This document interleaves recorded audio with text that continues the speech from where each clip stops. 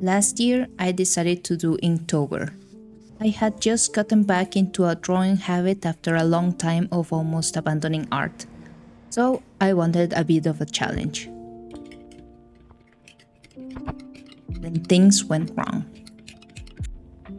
Thinking of doing Inktober this year? There are several videos about artists' experiences and what you should do to prepare. I've only completed Inktober once, and it was a mess. So this is what I've learned not to do this next Inktober. Of course, these are not hard and fast rules. You could ignore them and just do fine. These are just things I wished I knew before starting.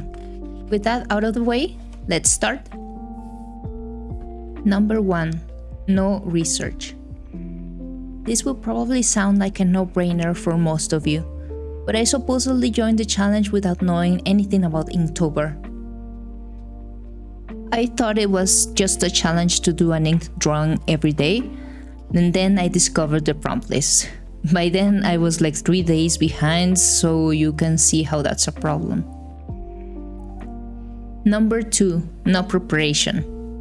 Not only did I not join in time, but I also did not prepare at all. I would choose what I would draw on the same day without any planning or ideas. If you're good at improvising, this might be a good thing. But I wasn't. There were days where I would spend more time than I'd like on Pinterest just searching for ideas instead of actually drawing. And there were days where I just couldn't think of anything and would not draw anything that day. I just get stressed out on being so far behind, which is ironic because this was supposed to be a fun challenge. Number 3. Start late. I started like 3 days late because of the previous points.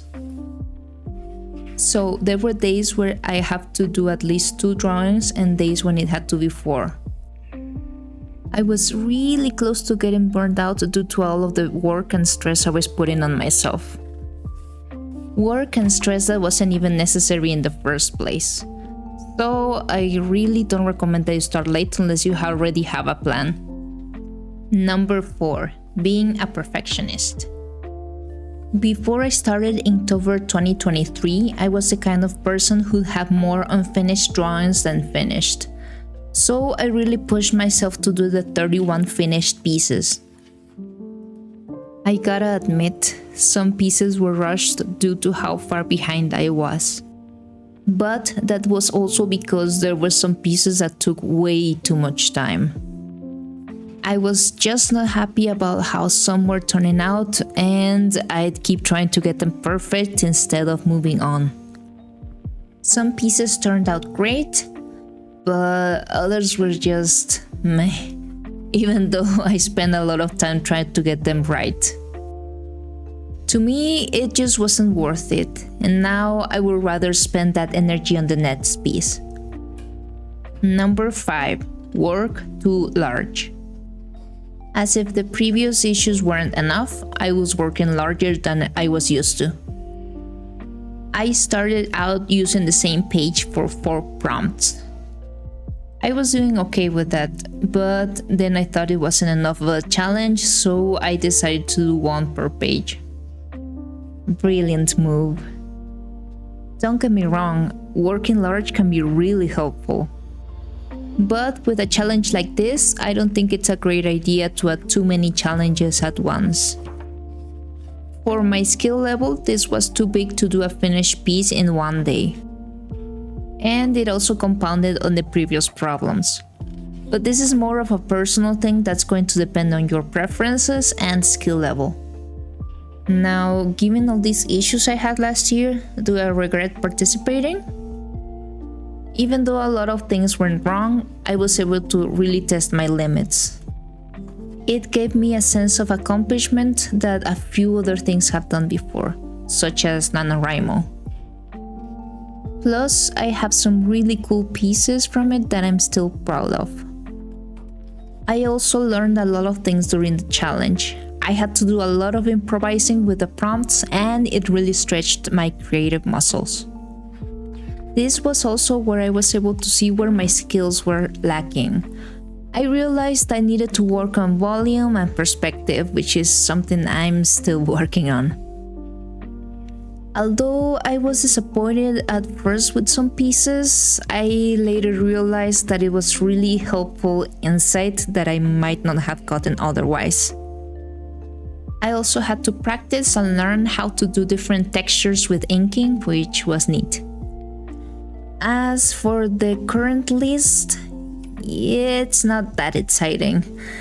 A lot of the items seem similar and sounds like a camping trip. People were saying that the list sounds like Dora the Explorer did it. And yeah, it kinda does. Last year's list was more interesting to me, and it looks like I'm not the only one to think this. However, I'd like to challenge myself with these prompts and try to make something interesting with it. For this year, I do plan to take a different approach. After all, I'm not willing to go through last year's mess again. I came across the following video which has some great tips to tackle Inktober. It's really great, so I suggest checking it out since there's still time. This is where I got the idea to plan the drawings beforehand. I want to do thumbnails and select what I'm actually going to draw before October hits. I think that will save me a lot of time and headaches. I'm currently trying to make myself draw my characters more often. I don't draw them as much because I think I'll get them wrong. I think I need to lose that fear, and this challenge could be a good excuse to include them. I'll also have to work smaller. I actually have a sketchbook that will be perfect for it. I've been itching to do more ink drawings, so I'm excited to participate again this year. I want to do more content as well, so please look forward to shorts and maybe videos from me about this Inktober. So, will you join Inktober this year? What do you think of the prompt list? Will you use it, do a different one, or maybe do your own? I hope you find this helpful. Or you could ignore it if it was trash. Let me know in the comments. I know this video is a little late, but I hope it still reaches you in time.